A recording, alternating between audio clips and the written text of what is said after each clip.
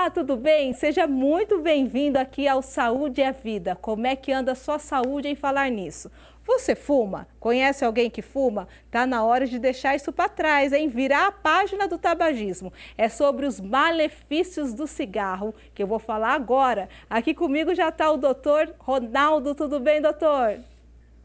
Tudo bem, um prazer estar aqui com você hoje. Seja muito bem-vindo. Olha, eu falei malefícios, porque benefícios do cigarro não tem nenhum, né? Com certeza, né? Só malefícios, nenhum benefício que a gente pode listar atualmente. A gente sabe, né, que as pessoas começam a fumar geralmente na adolescência. É um hábito muito errado isso, né, doutor? Ele começa na adolescência, acaba ficando viciado na nicotina e ele vem trazendo isso ao longo da vida. E quanto mais tempo leva para deixar de fumar, mais difícil é parar de fumar. O senhor falou de uma palavra bastante interessante, vício. É um dos vícios que são mais difíceis, um dos vícios mais difíceis de largar, né? É muito difícil, porque mesmo com todas as restrições hoje, ele ainda é muito aceito socialmente, né? A pessoa pode fumar em diversos ambientes, apesar de só em ambientes abertos, mas ele é aceito, ele não precisa ser escondido, então acaba fazendo parte da rotina ali de uma pessoa, por exemplo, que fuma. Geralmente está junto com outras pessoas que também fumam, tem sempre aquele canto do cigarro ali que o pessoal vai fumar, então acaba sendo mais difícil largar quando é algo muito aceito, assim, muito frequente aí no dia a dia. O senhor falou desse vício também, às vezes as pessoas, eu estou ansiosa, acende cigarro, eu estou preocupada, acende cigarro, estou nervosa, acende cigarro. O cigarro acaba sendo uma desculpa para saber lidar com as emoções ou não? Ele é utilizado até como uma muleta mesmo, ou seja, ele é o amigo ali da hora difícil, vamos dizer Falso assim. amigo, hein? É falso amigo, é aquele amigo que fica Amigo te da onça. exatamente. Porque a nicotina em si, ela tem um efeito ansiolítico, né? Então, a pessoa, ao fumar, ela sente aquele prazer, aquele relaxamento, vamos dizer assim. Por isso que as pessoas fumam, né? As pessoas fumam porque ela tem uma sensação boa ao fumar. Por isso que é uma droga, porque dá essa sensação boa e a pessoa está ansiosa, está naquele momento difícil, ela vai lá, fuma um cigarro, pensa um pouco, relaxa. Às vezes ela associa a alguma coisa, a uma bebida, ao café, que são outras substâncias que também E leva têm aí. então, outros usos do mal, né? O senhor falou da bebida, então a pessoa já vai entrando aí num círculo de vício.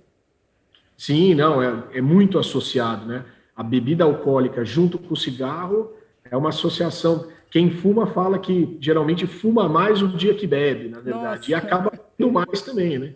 é um Então são duas gatilho. coisas. Exatamente, é um gatilho para fumar, com certeza. Agora, o senhor falou dos malefícios, quais são? São muitos, né? Mas a gente consegue falar de alguns deles? Assim, o cigarro ele faz mal praticamente para todos os órgãos do corpo, né? O mais comum que a gente vai falar é o pulmão, a via aérea como um todo, né? Nariz, garganta, mas também coração, os vasos sanguíneos, e a gente pode falar outros que as pessoas conhecem menos, como bexiga, como dentes, a gengiva, a Apodrece pele, tudo. A pele fica apodrece. horrorosa, viu, mulheres? Vocês que são vaidosas aí e fumam, não adianta passar creme e acender o cigarro. Larga disso. E homens do sorriso bonito, cuide bem do seu sorriso, porque o cigarro realmente estraga os dentes, deixa tudo a gengiva mais fraquinha, né? Enfraquece mesmo. E sem Na contar o verdade, risco do câncer, né? exatamente. Na verdade, assim, o cigarro, se você fumar e fumar muito tempo, ele vai cobrar o preço dele em algum momento. Alguma coisa você vai ter relacionado ao cigarro. Uhum. Dente que perdeu, e o câncer é um problema. E aí a gente não está falando só do pulmão, né? A gente É. está falando de outros tipos, por exemplo, de bexiga, ele praticamente a incidência dele é relacionada com o tabagismo. Olha, doutor, nossa, é muito mal mesmo. Doutor, e por que é tão difícil deixar de fumar? Eu já ouvi muitos relatos das pessoas, eu estou tentando, não consigo. Eu tentei, estou há um ano e de repente vem uma situação, fuma. Por que é tão difícil, é tão viciante assim? É viciante e tem também, assim, o parar de fumar não depende só, assim, você tomar um remédio e vai parar de fumar. Depende de você mudar o seu hábito de vida. porque o cigarro, como a gente disse, ele é um hábito, ele é um companheiro ali do dia a dia. Então, se você não mudar primeiro o hábito, fazer alguma terapia comportamental, mudar aquele hábito de, por exemplo, pegar o cigarro depois do café, o cigarro depois do almoço, trocar esses hábitos. E, no segundo momento, utilizar a medicação, caso tenha indicação, é muito mais difícil parar de fumar. Então, na verdade, o fumar não é só o vício químico, tem o próprio hábito de fumar e combater. É comportamental, com certeza. Agora, a pessoa que quer realmente se livrar disso, por exemplo, ela adotar um estilo de vida mais saudável, por exemplo, como inserir o exercício físico, a atividade física, isso ajuda? Ajuda demais, ajuda demais. O exercício físico, por exemplo, quando a gente faz um exercício um pouco mais intenso, a gente produz algumas substâncias no organismo, como a endorfina, que ela diminui a ansiedade. Então, você vai ter menos vontade de utilizar a nicotina.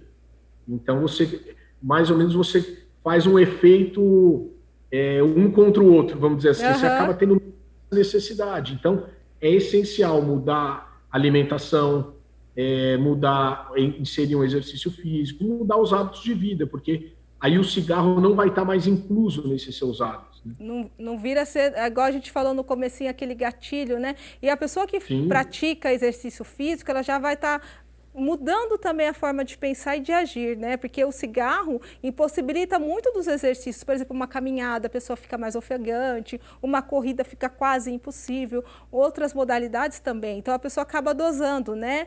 E o cigarro é assim, largar o cigarro é um passo de cada vez, né? Como você vai... O cigarro é um hábito que está muito dentro da vida da pessoa. Para largar um hábito que está tão arraigado assim, você precisa criar um novo hábito, que você cria um hábito melhor. Então, se você vai criar o hábito do exercício físico, você começa gradualmente a trocar o hábito. O que não pode é fazer o que algumas pessoas fazem, que começa compulsivamente, por exemplo, a comer. E aí vai criar um outro problema. Então, na verdade, você tem que inserir hábitos saudáveis para fazer essa substituição em relação ao hábito do tabaco. Tem que ter uma troca saudável, não é arrumar outro vício, não é outro problema não, né, doutor? Outro problema da saúde, exatamente. E o senhor acredita, por exemplo, tem pessoas que usam aquele cigarro eletrônico. E aquilo ali também é bom ou não, hein? Ou é uma outra armadilha? O cigarro eletrônico é uma armadilha, né? O cigarro eletrônico ele não é aprovado aqui no Brasil pela Anvisa, é aprovado em outros países. Mas o que acontece? A gente está só substituindo o dispositivo com o qual a gente está ingerindo a nicotina.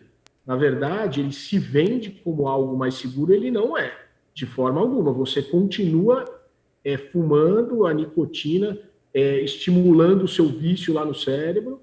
E outra coisa, hoje a gente tem, desde o ano passado, uma lesão específica pulmonar secundária ao cigarro eletrônico. Ou seja, é uma doença nova pelo cigarro eletrônico. Nossa. Que não existe. Tanto que alguns países, alguns locais já estão proibindo o cigarro eletrônico. Então, usar o cigarro eletrônico é a gente querer estimular a criar uma nova geração de viciados em nicotina, o que a gente decididamente não quer. Não pode. Ô, doutor, tem a questão também da pessoa que não fuma, mas está perto de um fumante, acaba sendo aquele fumante passivo, né? Isso também faz mal, apesar da pessoa não ter esse hábito de fumar, esse fato dela ficar no ambiente com pessoas que fumam, também ela pode ter algum prejuízo para a saúde? Pode. O fumante passivo ele pode ter algum prejuízo, obviamente numa escala menor, e depende também do grau o qual ele é exposto, né? Uma coisa é ocasionalmente uma fumaça, outra coisa é aquele, por exemplo, aquela pessoa que vive na mesma casa, que a pessoa fuma no mesmo quarto em que a pessoa dorme, aí é um problema, pode se tornar sim um problema sério, com certeza. Porque a pessoa também acaba respirando a fumaça, né? Então aquilo acaba afetando o pulmão, né? Vai inalando aquela fumaça, se tiver no ambiente o tempo todo a fumaça, ela vai ter os mesmos prejuízos. Agora, perto de crianças, isso ainda é um prejuízo ainda maior, né? Porque, principalmente crianças que têm problemas respiratórios, como bronquite, asma, o que pode acontecer? A fumaça do cigarro, em geral, numa criança sem doença, ela já vai irritar a via aérea, ou seja, o nariz, a garganta da criança. Se ela já tiver algo, ou seja, ela for suscetível tendo uma rinite, uma asma, por exemplo, pode desencadear a crise e ter fazer com que aquela asma seja de muito mais difícil controle do que seria se não tivesse exposto naquele ambiente. Ou seja, às vezes é uma criança que vai ter que usar mais medicação ao longo da infância por conta do cigarro do pai ou da mãe ou de algum parente que esteja exposto. Agora, toda a gente falou, a gente sabe, né, que é difícil mesmo, é um vício, chega a ser uma doença, mas quem quer parar de fumar, o que que pode fazer? Procurar ajuda médica, tentar mudar? Quais são os primeiros passos? Bom, o primeiro passo é assim, a pessoa ter a consciência de que ela quer parar de fumar. Porque é muito diferente a pessoa saber que tem que parar de fumar e a pessoa querer parar de fumar. São duas coisas completamente diferentes. Saber que tem que parar de fumar, todo mundo sabe, a gente sabe que faz mal. Então, o primeiro passo é a pessoa genuinamente, eu quero parar, eu gostaria de parar. Aí, por que isso é importante? Porque aí ela vai buscar um profissional para orientar ela, primeiro numa alteração comportamental e no segundo momento, caso tenha indicação, no uso de alguma medicação. Hoje a gente tem várias medicações aí no mercado, mas tem que ser acompanhado por um profissional de saúde que tenha experiência com cessação de tabagismo. Muitas pessoas têm aquela mania de ir na farmácia, né, ir lá nas gôndolas, já comprando adesivo, comprando chiclete. Não faça isso, né, doutor? Porque às vezes vai só gastar dinheiro. Milagre não vai gastar dinheiro e não vai funcionar. Como eu disse, você tem que ter uma abordagem global. Mudar o hábito, entender para você qual é a medicação que funciona, que vai ser mais indicada, como que funciona essa medicação, e senão não vai funcionar. O senhor acredita que se as campanhas fossem um pouco mais infusivas, mais diretas, porque a gente sabe que até na caixinha de cigarro tem fotos, né, de doentes, mas mesmo assim o cigarro continua sendo vendido. O que precisa mesmo para as pessoas entenderem sobre esse malefício, sobre esse perigo do cigarro de fumar?